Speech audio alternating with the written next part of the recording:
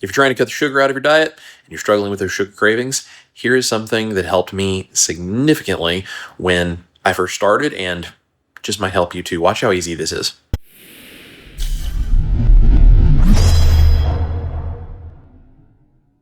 One and a half cups of Greek yogurt. If you want to go low or non-fat Greek yogurt to control your fat macro, feel free. Otherwise, use the full fat stuff, all based on what you want to do. The protein is filling and satiating. If you do high fat, you're going to get some satiation from that as well. If you do the lower fat version, you can get the protein and control your fat macro. This is optional for texture, but we're just going to do a couple of tablespoons of heavy cream. The cream is there for texture and flavor. It is completely optional, especially if you struggle with liquid dairy. Feel free to leave it out and just stick with the Greek yogurt. And then we need some water. Next is a quarter cup of water, and this is purely for texture. Use less for a thicker result, more if you like it thinner. The water is going to help keep things the texture you wanted. If you like a thin result, feel free to add more. If you want it a lot thicker, you don't have to use any at all. It's entirely up to you. Next, we're going to sweeten and flavor it, but now you have some options. These are some of my favorites. I have the vanilla extract, I have the peanut powder, I have maple extract, I have unsweetened baking cocoa, so we can do peanut butter and chocolate with some vanilla and maple. You can do just peanut butter, you can do just chocolate with vanilla. There's all kinds of combinations. You can choose all of your own flavorings. We're going to add that in. And you don't have to flavor it at all if you don't want to. You can customize it however you want. But today, we're going to do the peanut butter and jelly version, which is going to be the peanut powder, a little bit of the maple and the vanilla because that supports the peanut, and then we're going to throw in some strawberries. If you do fruit, that's a really nice touch. Let me show you how we put that together. 1 teaspoon of vanilla extract, give or take. About a half of a teaspoon of maple extract. It's strong, so be careful.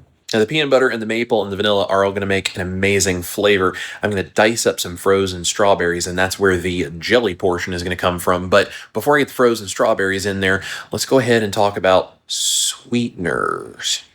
I'm going to do about a tablespoon of allulose. If you can get away from using sweeteners, excellent. If you can't handle the sweet taste in your mouth without triggering cravings, that is ideal to get those sweet flavors out. But as you are working on this, it might help to have a little bit of those. I'm not one to judge, so if you want to use some sweetener, use whatever you like. A couple of tablespoons of allulose is nice. You can use stevia, you can use monk fruit, use whatever it is you like, and sweeten it to your taste. Now, sweetness always works better with just a little bit of salt. So we're going to add a pinch of salt. Now, it doesn't take a lot of strawberries to get that flavor in there. I have 4 frozen strawberries, and I'm going to dice them up small so they distribute evenly throughout the pudding.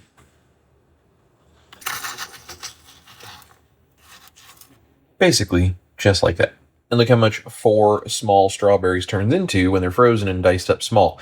Now we're going to add that into our bowl as well. Now that's basically it. We're going to stir it together and we're going to stick it in the refrigerator. But if you want a little bit more texture and you want a little more of that jelly feel for the peanut butter and jelly, there's 2 more things we're going to add. That is some strawberry extract and, if you're comfortable with a little bit of the fiber from it, chia seeds. Let me show you. First of all, some strawberry extract just gives it that more intense, condensed, concentrated strawberry flavor. And I keep it in a little bottle here, and that's probably about a quarter of a teaspoon. That should be plenty. And these are optional, but if you want to add some chia seeds, it's about a gram of net carbs per tablespoon. You don't have to add them in, and especially if you're doing the total carbs and trying to stay away from your net carbs, that's fine. But at the beginning, when you're trying to get rid of those sugar cravings, this kind of stuff can help, and I find the chia seeds are a really nice textural element. Now we're just going to stir it all together.